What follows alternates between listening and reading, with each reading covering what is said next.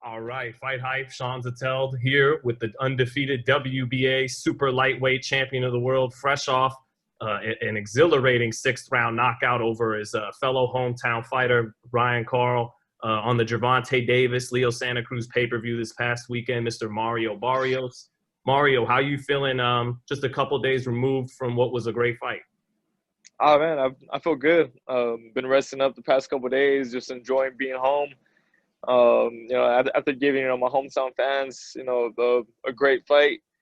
But yeah, I mean I feel good. Already getting kind of tired of just laying around. I might start getting back into the gym next week. Yeah, man. What was that like? It's the first fight back with fans, big fight, and you're fighting a guy. I imagine you knew Ryan growing up. You had to know him boxing growing up in Texas, did you not? Yeah. No, man, me and Ryan have been really good friends since early on in the amateurs. And then even throughout our pro careers, we have always supported each other. But yeah, no, me and Ryan have known each other for a very long time. So with that said, what was that? What's it like? Reflecting on it was a bloody fight. It ended in a brutal knockout, and it was before both of your home state. But what do you think about that when you get to reflect? Uh, yeah, it's boxing. Both of us, we know, the possible outcomes. Whenever we step in there. But we're both professional. Ryan brought a rough fight. As expected. I knew it wasn't gonna be a disappointing fight for the fans whatsoever. And we gave him we gave everybody some drama for a little bit. With all the blood and everything. I thought it was a pretty exciting fight for everybody. Did he ever have you going or buzzed at all, or was it just one of those fights where it's really fun, but you're in control throughout the fight? No, yeah, I felt very in control in the fight. Again, I knew Ryan's his game plan was gonna be to come out, put as much pressure as possible, but I was ready to go a hard 12 rounds. I was just really getting really starting to get going. First couple rounds, took a while, to get his timing and everything down, because he was kind of an awkward fighter. But no, I felt totally comfortable in there.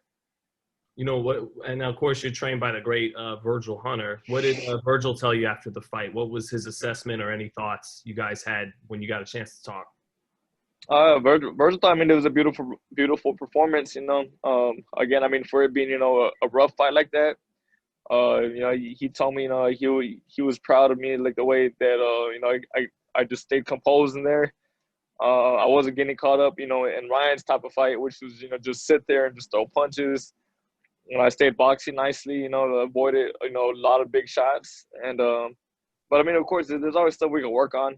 He wants to work more, on the inside, with some certain stuff. And, of course, too, he told me I could have pumped my jab. I could have put my jab more, which you always can. But Right. yeah, we're gonna sit down some more, whenever we start talking about what's next, and then go over more about what we need to work on. But it makes sense that Virgil would say that, doesn't it? He wants you to stay put on the inside more because, man, you could crack with both hands. So, do you think Virgil's making sense there when he's saying he wants you to stay in the pocket more? No, yeah, for sure. I've always liked fighting on the inside. Myself, it was just with the fight, with Ryan's type of style. I would have took a lot more punishment.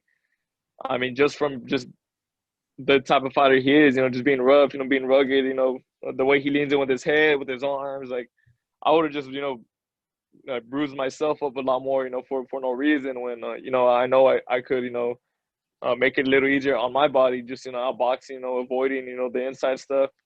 But, again, there's always stuff, I could work on. And I know, mentioned it after your win, but, Regis Prograis, he had a great knockout. We both know Ramirez and Taylor got popped, but do you think you're the best puncher in the division? Um, I'm definitely up there for sure. I think I've done enough to gain that credential. I mean, if I mean the fight, that I had with Akhmadov for the WBA world title. I mean, again, I mean, even in that fight, I put him on the canvas. Most of my fights, I've put my opponent on the canvas at least once or twice. So I mean, I think my power is definitely something to be respected. When my name is brought up.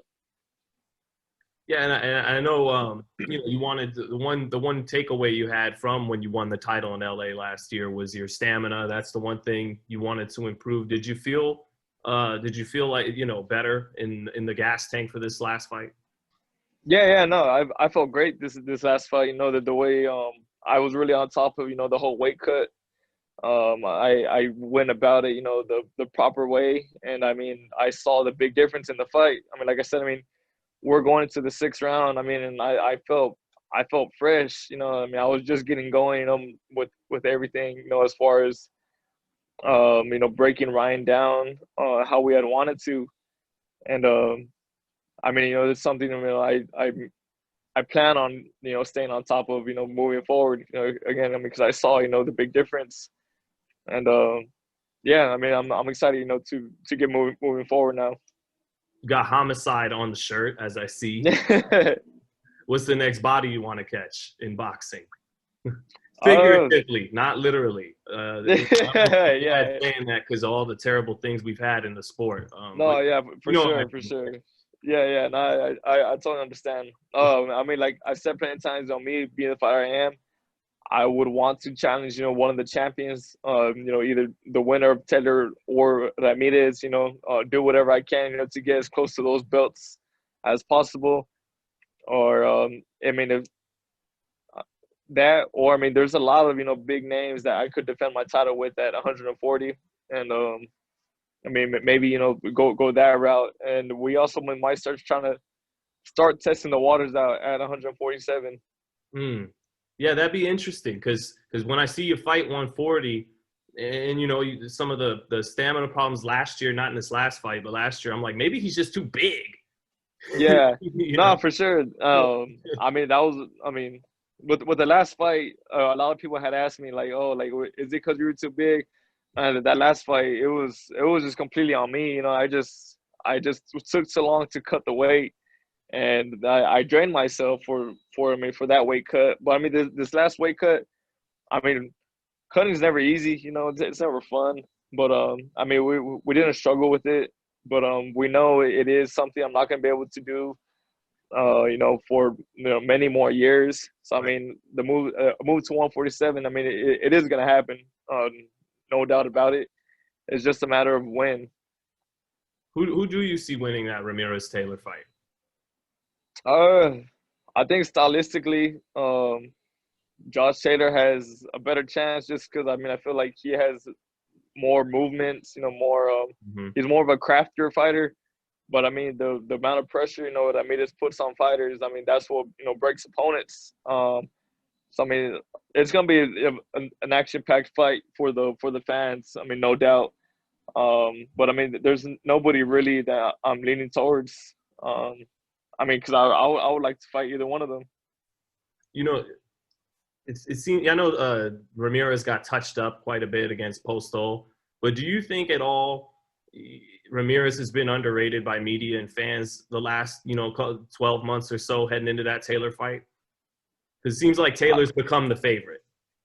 Yeah. I think so. I mean, I don't think he's really has got the credit he has I guess deserves. But I mean maybe it's because he's not as flamboyant and everything. But I mean I definitely think he's his style, just him as a fighter, he has a lot more than what he's been given credit for.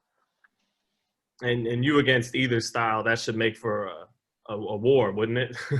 Yeah. Either one of them. I mean, it would be a very action-packed fight. It would be great for boxing. And and just to close on all the buzz at 140, what do you think of fighting Regis Prograis? I know you talked about it after the win, but what do you think about that kind of matchup, you and Prograis? That's another big matchup, especially being over here in Texas. Regis, he practically he trains in Texas. So I mean, it would be a big fight over here, or I mean, really anywhere. But I mean, it's a fight. I mean, I'm more than willing to take. I mean, again, I want to fight the best. I want to give boxing fans the most exciting fights. And I mean, Regis's style. I mean, it has, you know, I mean, it's a great fight for boxing, you know, all around. Did you ever know, just like, you know, with Ryan, did you ever see him out in Texas when you were an amateur or coming up? Uh, Not that I remember in the amateurs, but I mean, he's been a big name in Texas for, you know, a very long time now. So I knew it was only a matter of time before, you know, our names had got brought up together. You know, it was just a matter of me, you know, moving up, you know, in the rankings and everything. And I mean, I'm right there. You know, I'm one of the best fighters in my division. And but yeah, I mean, a fight with him is very likely. I mean, it's a fight. I mean, I'll be very excited about. I think a lot of people would. You guys could both crack exciting styles. How would I mean, you know, I can't give out a game plan, but how would you deal with Regis? You know, he's fast and he's awkward a little bit. He's, you know, got his own style. How would you deal with that and beat that kind of guy? I mean, just using, you know, all of my attributes. You know, using what I'm good at. You know, it's just my range, my speed, and my explosiveness. You might have the size in that fight too. So, like you said, Yeah, your range, right? yeah, for sure. And before I let you go, Mario, just want to ask you about a couple other fights. The main event, did you get a chance to come back to your seat or watch it back in your room or wherever? What'd you think of Tank in Santa Cruz? Uh, I mean, that fight. I mean, it went as I had expected. You know, I knew Santa Cruz was gonna, you know, put a lot of pressure and keep it a busy fight. But I mean, because of his style, I kind of figured, you know, that Gervonta was gonna walk him into something big. But I mean, especially with the uppercut, you know, that's a punch that Gervonta hurts a lot of people with. I mean, it wasn't too surprising. I mean, it's a good thing. You know, Leo is okay. You know, that's the main thing. And but I mean, yeah, that fight went as I had expected. Even with Leo never have been down before, let alone, you know, knocked out. You still weren't surprised that he was put out with one shot like that. I mean, it wasn't really a question to Leo's chin. I mean, I know he could take a, you know, a punch and everything. But I just know how explosive, you know, Tank is. And I mean, especially, you know, in that type of fight, you know, I mean, you know, with you got 8-ounce gloves on, and you know, fighting someone like Tank. I mean, it's just not surprising. I mean, you know, against an opponent like Tank, I guess. So were you still like, you know, were you like and really impressed with him, or was it like you're impressed, but that's what I thought, or did you see something ringside or in the fight that surprised you, that impressed you even more than you thought you would be? Well, I didn't get to watch the whole fight. I had literally caught like the very first round and the second. Then we got on the shuttle back to the hotel, and as I was getting to the PBC floor, I could see on the big screen, and it was the round when he stopped Leo. But I mean, it's still very impressive. I mean, for Tank to do that, you know, with the top fighter that Leo is. I mean, again, I mean, that just gives, you know, to, you know, just full credit, you know, to Tank, you know, for, I mean, handling that type of fight, you know, in such a manner. Right.